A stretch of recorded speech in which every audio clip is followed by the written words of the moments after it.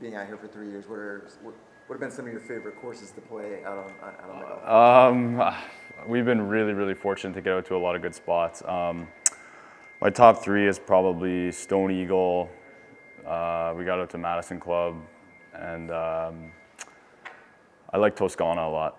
Yeah, those are probably my top three.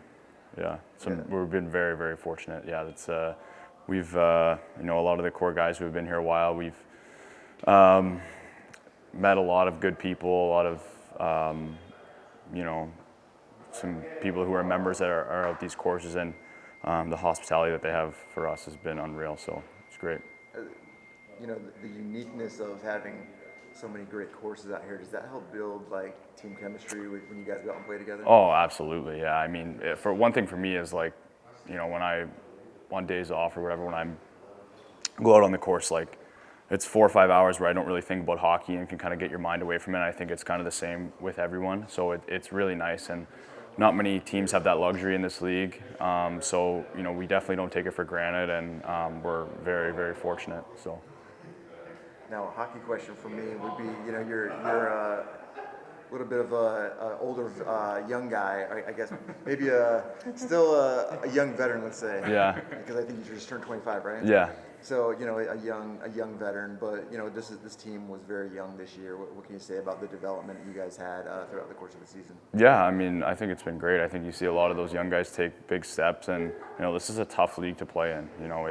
It takes some time to adjust, and I think you saw that early on in the year, but I think we have a great core here, a great group of leaders who, kind of paved the way for these young guys, and they did a phenomenal job. And we obviously came up a little bit short, and we wish we were still playing, but super proud of everyone and how hard everyone played. One of the things different about this year from the previous two was Coach Laxdal being at the helm. What was it like to play for him, and was it different in any way?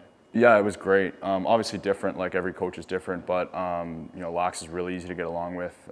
He's very honest. You compete and you work hard and you show up to work every day, and you're gonna have no problems with him. And I think I loved playing for him, and I think a lot of guys did. And I think that the young guys too kind of.